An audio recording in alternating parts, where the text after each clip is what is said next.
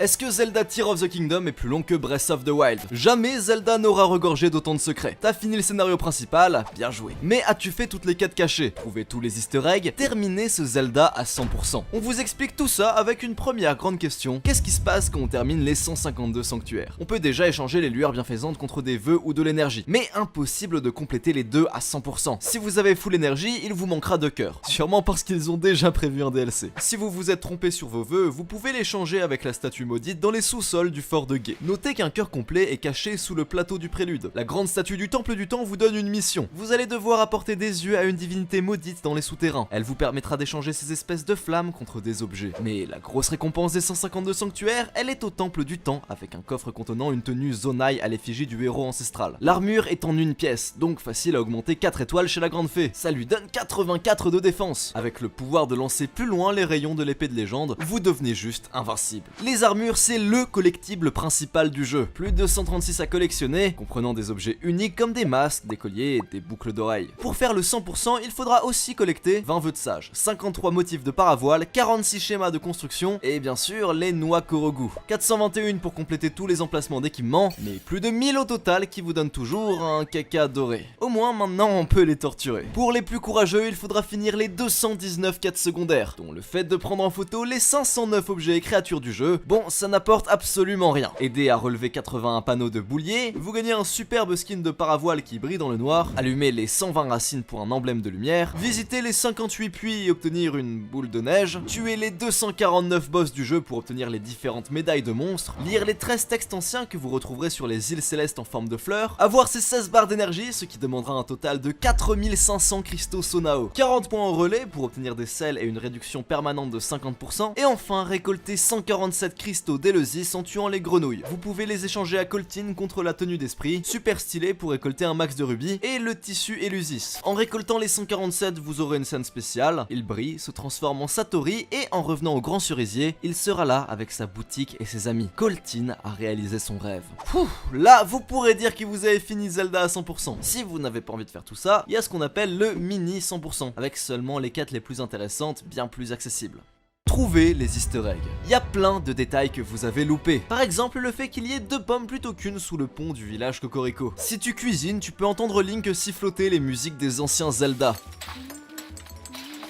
En chassant, tu peux voir que les canards ont une animation unique quand tu les tues, une référence à Duck Hunt, ou si tu reviens dans ton ancienne maison de Breath of the Wild, tu découvres que Zelda a décidé de venir y squatter. Et si tu as une sauvegarde des anciens jeux, tu verras la photo des prodiges. Ainsi que ce portrait, c'est la femme qui te hurle dessus dans Breath of the Wild quand tu marches sur ses fleurs. Si tu vas dans le puits derrière, tu trouves le bureau secret de Zelda. Sur le mur, des dessins des enfants qui la remercient de leur avoir construit une école. Et dans un coffre, l'anneau qu'on utilisait pour s'attacher les cheveux. C'est trop mignon, elle l'a gardé. Plus glauque, c'est le puits du village Cocorico. Il n'y a pas de sortie, on y jetait les prisonniers, du sang partout, clairement une référence au temple de l'ombre. Si tu veux avoir ta propre maison, il y a une quête pour ça. Ça se passe au village de Zéro. Dans le jeu précédent, tu devais aider Gros Saillé à trouver une femme. Maintenant, tu dois t'occuper de sa fille. Tu vas pouvoir construire ta baraque en préfabriqué, râtelier, cuisine, étable, même une salle pour exposer tes meilleures photos. Tu peux aussi construire un diorama avec des statues de monstres au village. Mon easter egg préféré, zoom sur l'arc de Ganon, on peut voir plusieurs caractères. C'est les noms de Koumé et Kotake, les 2 sorcières qui ont élevé Ganondorf. Même 10 000 ans plus tard, ils pensent toujours à elle. Regarde aussi les glyphes sur les balises. Elles disent « c'est dangereux d'y aller seul, prends ceci ». Une référence au vieux monsieur qui te donne la Master Sword dans le tout premier Zelda. Petite astuce, en donnant un fruit d'eau à un orque des sables, vous aurez un indice pour finir votre quête en cours. Ah oui, et pour les fans de Purah, si vous visitez sa chambre, vous découvrirez pourquoi elle est passée d'une enfant dans Breath of the Wild à une adulte qui a fait exploser ses requêtes sur les sites X de 42 257%. On vous rassure, elle a plus de 124 ans. Si tu préfères l'exotique, tu peux te faire draguer par des Gerudo en leur amenant une couronne de fleurs achetée au village Cocorico. Elles vont avoir un cours pour séduire les garçons. Globalement, te mettre tout nu devant les personnages entraîne une ligne de dialogue spéciale. Dans la cité Gerudo, tu finis en prison. Si ton délire c'est plutôt les animaux, pire transition, tu as 6 chevaux spéciaux. Le cheval de Zelda, le cheval blanc géant, le cheval de Ganon, le cheval tacheté et Epona avec l'amiibo. Vraiment, dans ce jeu, on découvre tous les jours de nouveaux secrets. Récemment, certains ont réussi à faire de la musique avec des pieux et des lasers.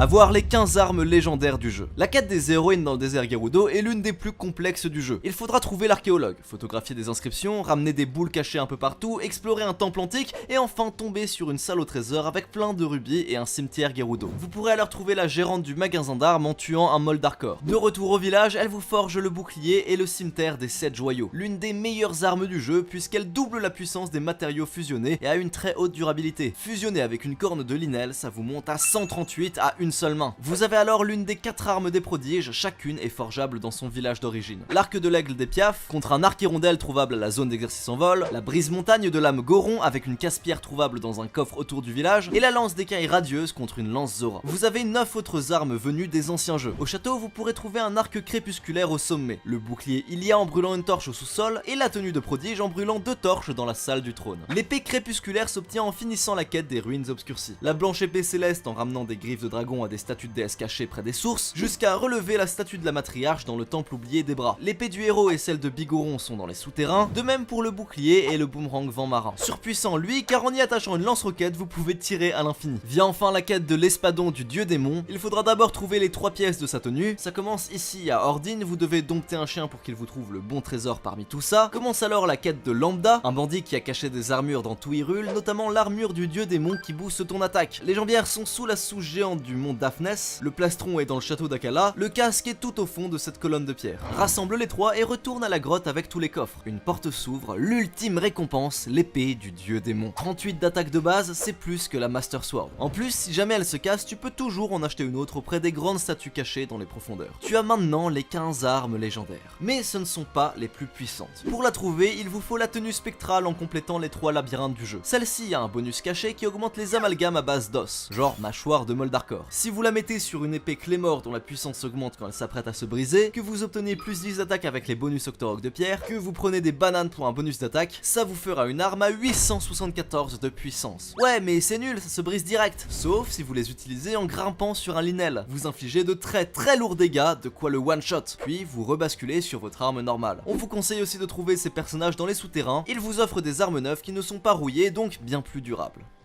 Les secrets pour rouler sur le jeu. Qu'est-ce qu'il se passe si on revient au début de Breath of the Wild? Tu sais, la grotte au plateau du prélude où on commence. Plus aucune trace de technologie Sheikah, c'est une grotte comme les autres. Attends, il y a un trou là. Si tu sautes dedans, tu te fais attaquer par une bande de Yiga, balais et par le golem qui te donnera une gravure d'assemblage pour une moto. On dirait beaucoup celle du DLC du jeu précédent. Les constructions, c'est la meilleure idée de Tears of the Kingdom. Pour défoncer les plus puissants des ennemis, il faut juste un peu d'imagination, quelques planches et une tonne de laser. La meilleure chose à créer, le airbike. Un guidon, un ventilateur devant et derrière, tada, tu peux aller partout. Excellent pour transporter les Korogu. En plus, ça demande que 9 de sonium à dupliquer. Pour t'aider, collecte les 12 gravures Sonao et les 34 schémas Yiga cachés dans les mines, ou dans les bases en profondeur. Ça débloque des constructions très utiles comme un super ressort qu'on peut poser partout. Un bateau de pêche ou, mon préféré, un très long pont. Tu rigoles, mais c'est un de ceux que j'ai le plus utilisé. C'est pas la seule surprise que les Yiga nous réservent. Au plateau du prélude, à l'endroit où nous attendait le roi dans Zelda Breath of the Wild, on trouve Zelda? Non, ça aurait été trop simple. C'est une fausse, un ennemi déguisé. Il y en a une autre enfermée dans une cage au cœur d'une quête de journaliste. Ce qui est rigolo, c'est leur réaction quand tu te présentes à eux en tenue Yiga avec des lignes de dialogue spéciales. Tu peux trouver les 3 pièces ici. Ça te donne aussi accès à leur terrain d'entraînement, ce qui débloque un sanctuaire. Mais surtout leur repère derrière le désert Gerudo, là-bas, une réserve illimitée de bananes, un casque pour résister à la foudre et surtout une technique secrète, le choc tellurique. On te l'offre si tu réussis un défi, avec en bonus un motif pour ta paravoile. Maintenant, même sans armes, tu peux défoncer tes ennemis. Dans la même veine, tu peux utiliser la confusion, la fumée ou les flashs des lumières. C'est dévastateur sur les monstres. Le pouvoir de la Agra, ça marche bien aussi. Avec tes compagnons boostés des 20 vœux de sage. Ils sont cachés un peu partout dans les îles flottantes, comme dans ces immenses boules. En les échangeant à une statue de déesse, tu augmentes les dégâts et réduis le cooldown de leur capacité. Tu peux les habiller dans casque en trouvant les 4 masques des bêtes divines. Pas très utile, mais c'est stylé. Maintenant, t'es en 6 contre 1, tout le monde super boosté, c'est impossible de perdre. Quid de la vie maintenant? Le nerf de la guerre, c'est la cuisine. 228 recettes, y en a pas vraiment de plus puissantes que les autres. Il faut juste associer les bons bonus d'aliments, notamment ceux avec écrit max qui restaure toute votre vie. En mettant une pomme dorée dans tes plats, tu augmentes tes chances d'avoir une réussite critique qui augmente les effets de ton plat. Tu as un verger près du mont Satori, avec duplicata tu peux les récolter super facilement. D'ailleurs tu peux t'amuser à faire pousser plein de radimax. Pour ça, termine la quête de l'école du village des limites. Tu vas avoir ton champ rien que pour toi. Plante n'importe quel fruit ou légume et attends 2 jours pour en récolter 9. Oh, et si t'as pas envie de cuisiner, trouve un marchand itinérant et mets-toi sur son chariot. Attends qu'un groupe de monstres monstre l'attaque, défonce-les et parle-lui, il te récompense avec un plat gratuit.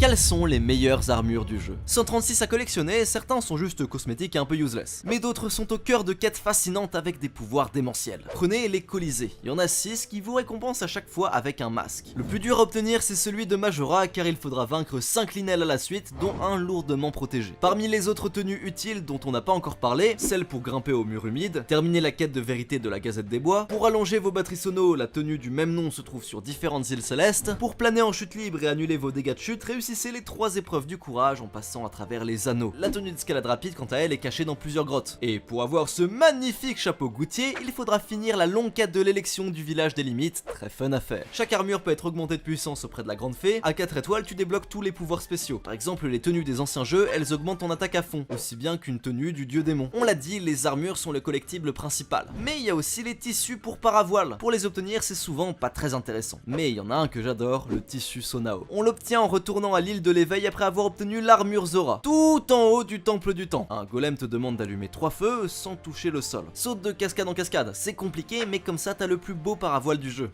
Les glitches secrets. C'est pas aussi grave que Pokémon épée et bouclier, mais ce Zelda a quand même beaucoup de problèmes. Heureusement, ça va nous servir. Quelqu'un a trouvé une méthode pour avoir une épée de légende à la durabilité infinie. Ça joue avec la sauvegarde donc c'est un peu risqué. Un autre peut déclencher des lunes de sang quand il veut en tirant une opale dans un mur, ou farmer des cristaux d'Eleusis à l'infini. La crème de la crème, ce sont les 5 glitches de duplication d'objets, avec les amalgames de flèches, le lancer d'armes, l'électrocution, les sauts ou un lieu spécial qui fait frontière entre les souterrains et la surface. Si tu tires avec un arc x5, tes objets restent coincés entre 2 dimensions. Attention, ça marche pas sur toutes les versions. Bon, si tu veux pas tricher, je comprends, mais il y en a quand même 2 qui ont été autorisés par Nintendo. Déjà, la durabilité infinie avec les Octoroks de pierre. S'ils aspirent ton arme, ils la recrachent toute neuve avec un bonus. Ça peut transformer ton arc x3 en x5. Tu peux le faire 2 fois pour encore plus augmenter ton bonus. Pense juste à tuer l'Octorok après pour qu'il revienne après une lune de sang. Enfin, la possibilité de défusionner une arme avec ce Goron au village de 0. Utile pour récupérer les pierres précieuses qu'on a amalgamées pour nous donner chaleur, froid, humidité ou résistance à la foudre. En fait, tout le jeu t'invite à tricher en récompensant ta créativité. Il y a un nombre incalculable de sanctuaires skippables juste avec un bouclier, une roquette ou en glissant sur les rails comme Sonic. En fait, il y a rien de plus satisfaisant que d'avoir l'impression d'être plus intelligent que le jeu. Sauf que ce sont les développeurs qui l'ont prévu. Prenez Infiltration. C'était un outil de debug dans Breath of the Wild. Ils en ont fait une mécanique de jeu. Ça donne une impression de surpuissance qui est au cœur de ce nouveau Zelda. Là où Breath of the Wild nous faisait sentir seul face à un monde immense et dangereux, dans Tears of the Kingdom, on est un roi. C'est un nouveau départ pour la licence. Après le succès de Mario au cinéma, Aonuma, le directeur créatif de Zelda, a dit être intéressé pour mettre Link sur le grand écran. Qui sait ce que l'avenir nous réserve? Merci de nous avoir écoutés, dites-nous en commentaire votre secret de TOTK préféré, abonnez-vous si vous voulez plus de vidéos sur Zelda, allez les amis, ciao!